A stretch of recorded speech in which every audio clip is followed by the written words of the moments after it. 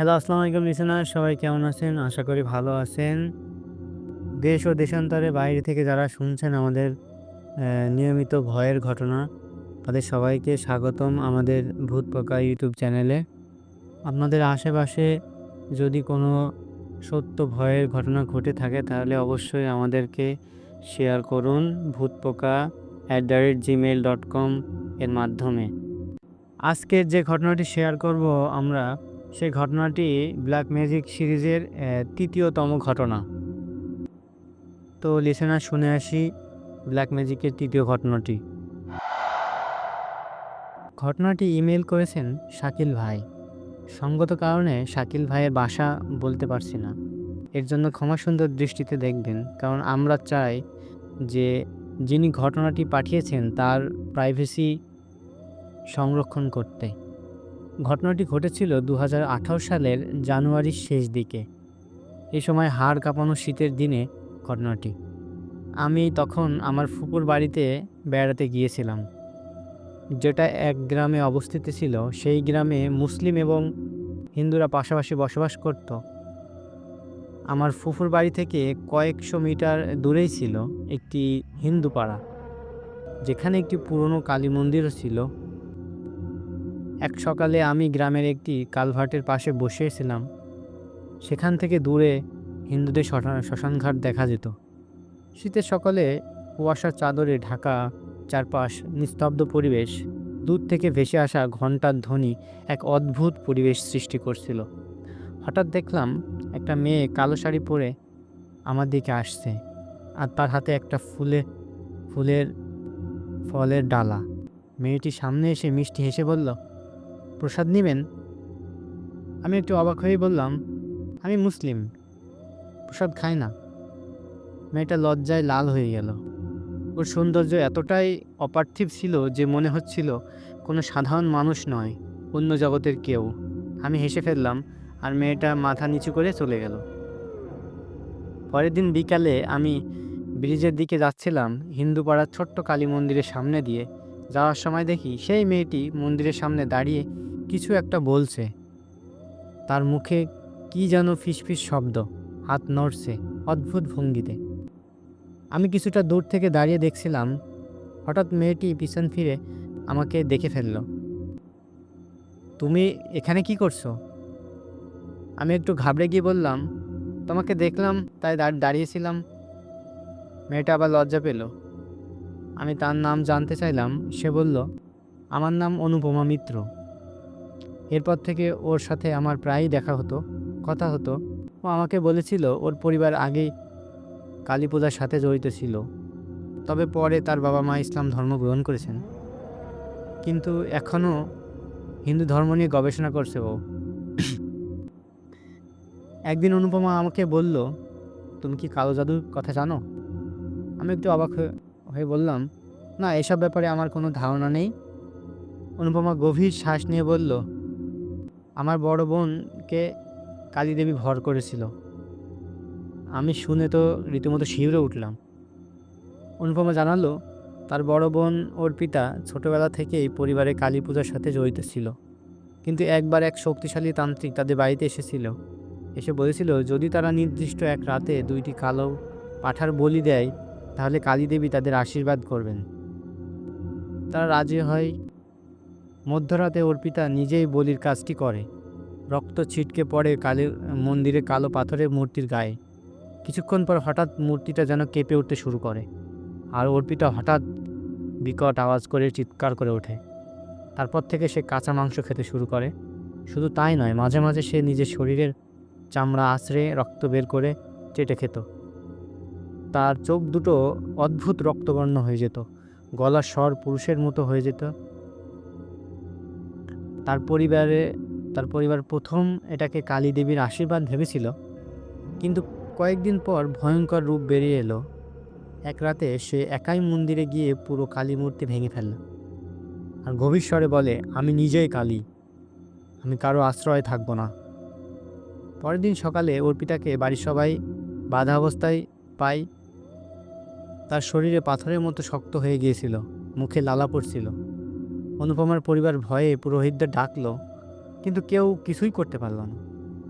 পরে বাধ্য হয়ে তারা মসজিদের ইমামের কাছে গেল। ইমাম সাহেব কয়েকজন হুজুরকে নিয়ে এলেন। তারা কোরআনের আয়াত পড়তে শুরু করলেন। কিছুক্ষণ পর অর্পিতা বিকট চিৎকার করলো আর বলল, থামো, আমাকে কষ্ট দিও না, থামো। তার কণ্ঠস্বর ছিল দুইটা সত্তার মিশ্রণ, মানে একটা নারী কণ্ঠ আর আরেকটা পুরুষালী কণ্ঠ। হুজুরা জানালেন অর্পিতার শরীরে কালী দেবীর কোনো আত্মা নয়, বরং এক ভয়ঙ্কর জিন প্রবেশ করেছে, যাকে তান্ত্রিকেরা কালো জাদুর মাধ্যমে ডেকেছিল। তারা 7 দিন ধরে রুকাইয়া করে 7ম দিনে অর্পিতা অজ্ঞান হয়ে গেল। তার শরীরে কালো হয়ে গিয়েছিল, যেন পুড়ে গেছে। তারপর ধীরে ধীরে সে সুস্থ হতে থাকে। অনুপমা আমাকে জানালো, সেই ঘটনার পর তার পরিবার সবাই ইসলাম ধর্ম গ্রহণ করে। আমি কিছুক্ষণ চুপ করে থাকলাম। তারপর অনুপমার হাতে তার হাত ঠান্ডা বরফের মতো। সে কাঁদছিল। আমি বললাম, তুমি কি এখনো হিন্দু ধর্ম নিয়ে গবেষণা করছো? সে কোনো উত্তর দিল না, শুধু গভীর দৃষ্টিতে আমার দিকে তাকিয়ে থাকলো। আমার শরীর তখন কাঁপছিল। মনে হচ্ছিল যেন আশেপাশে কিছু একটা আছে যা অদৃশ্য, আমি কি দেখতে পাচ্ছি না। এরপর অনুপমার সাথে অনেক কথা হলো, যেগুলো স্কিপ করলাম। কখনো ভাবিনি এমন একটা ভালো বন্ধু তৈরি হবে আমাদের ভিতর। এরপর চলে আসি আমি। তো এই ছিল ঘটনাটি কেমন লেগেছে অবশ্যই জানাবেন। সকল ধর্মের প্রতি শ্রদ্ধা ও ভালোবাসা রইল। ঘটনাটি যদি ভালো লেগে থাকে তাহলে অবশ্যই শেয়ার করবেন, সাবস্ক্রাইব করে পাশে থাকবেন। আপনাদের কাছে যদি এমন কোনো ঘটনা ঘটে থাকে তাহলে অবশ্যই আমাদেরকে ইমেল করে ঘটনা পাঠাতে পারেন। ধন্যবাদ। স্বাগতম লিসেনার আরও একটি নতুন ঘটনায়। ঘটনাটি পাঠিয়েছেন সুমাইয়া আপু। উনি যেভাবে শেয়ার করেছেন সেভাবেই শেয়ার করছি। আমাদের নতুন বাড়িতে ওঠার 5 বছর হয়ে গেছে, কিন্তু কিছু ভয়ঙ্কর ঘটনা আজও ভুলতে পারি না। আগে আমার ছেলেকে একা ঘুমাতে পারত, কিন্তু নতুন বাড়িতে আসার পর থেকে অদ্ভুত কিছু ঘটনা ঘটতে শুরু করলো। প্রথমবার সে এসে বলল, আম্মু, আমি ঘুমিয়েছিলাম, কিন্তু মনে হলো আমার বুকের উপর কেউ বসে আছে। আমি নিঃশ্বাস নিতে পারছিলাম না, খুব কষ্ট হচ্ছিল। আমি আতঙ্কিত হয়ে গেলাম। হুজুর বললেন, বোবাই ধরেছে। চিন্তার কিছু নেই, শোয়ার আগে দোয়া পড়ে নিও, আয়াতুল কুরসি পড়ে বুকে ফু দিও। হুজুর পানিও পড়ে দিলেন। কিছুদিন শান্তিতে ছিলেন, কিন্তু এরপর আবার শুরু হলো। আমার ছেলে তো বলতে লাগলো তার রুমে কেউ হাঁটাহাঁটি করে, মাঝরাতে ছায়া দেখতে পায়, কখনো শাওয়ারের পাশে, কখনো জানলার পাশে। এক রাতে হঠাৎ দৌড়ে এসে বলল, আম্মু, আমার রুমে আসবা? আমি বুঝলাম সে ভয় ভয় পেয়েছে। বললাম, কি হয়েছে? সে ফিসফিসকে বলে, একটা মানুষের ছায়া দেখলাম, ওটা হাঁটছে, ধীরে ধীরে ওয়াশরুমের দিকে গেল। আমি দৌড়ে গেলাম ওয়াশরুমে, কিন্তু কিছুই দেখলাম না। এরপর কয়েকবার সে একই কথা বলল, ছায়া হাঁটছে, জানলার পর্দা নাড়িয়ে দিচ্ছে, দেয়ালের পাশে দাঁড়িয়ে থাকছে। তবে সবচেয়ে ভয়ঙ্কর ঘটনা ঘটলো এক ঝিরঝিরে বৃষ্টির রাতে। সে হঠাৎ দৌড়ে এসে বলল, আম্মু, নিচের রাস্তায় একজন আছে। সে দোকানের বারান্দায় উঠেছে, আবার রাস্তার নামছে, বারবার করছে, সাদা পাঞ্জাবি, মাথায় পাগড়ি। আমি আর ওর বাবা একসাথে ছুটলাম জানলার কাছে। বাইরে তাকিয়ে দেখি কিচ্ছু নেই।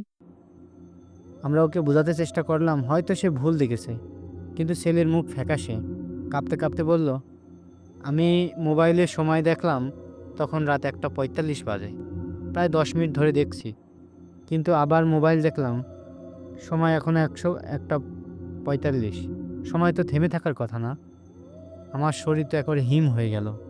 পরের দিন হুজুর এলেন, সব কথা শুনে বললেন, এখানে কিছু একটা সমস্যা আছে, হয়তো কিছু করে গেছে কেউ। আমরা এরপর এক রুমে ঘুমাতে শুরু করলাম। ছেলে মেয়ে সবাই একসাথে ঘুমাতাম। কিছুদিন সব ঠিকঠাক ছিল, কিন্তু ছোট মেয়েটা একদিন তার রুমে ফিরে গেল।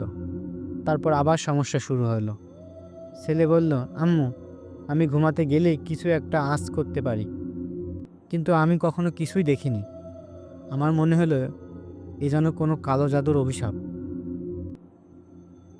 আমাদের এলাকায় পুরনো কিছু গল্প শোনালাম। 15 বছর আগে এক জায়গায় এক তান্ত্রিক থাকতো। যার নাম ছিল কালো রোহিণী। সে নাকি মৃত আত্মাদের ডাকার বিদ্যাও জানত। তার ছাত্ররা এখনও আশেপাশে আছে। তারা নাকি মাটির নিচে কবর খুঁড়ে জাদুর বস্তু পুঁতে রাখে।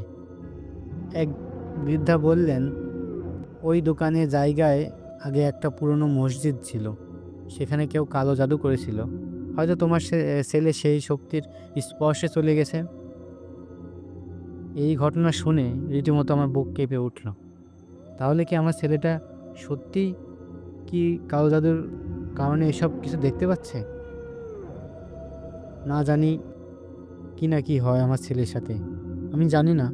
কিন্তু আমি শুধু চাই এই ভয়ঙ্কর ছায়া থেকে আমার ছেলে মুক্ত পাক। তো এই বলে ঘটনা শেষ করেছেন আপুটি। ঘটনাটি কেমন লাগলো অবশ্যই জানাবেন। যদি ভালো লেগে থাকে তাহলে অবশ্যই শেয়ার করবেন আপনাদের প্রিয় মানুষদের সাথে যারা ভয়ের ঘটনা শুনতে পছন্দ করেন। ধন্যবাদ।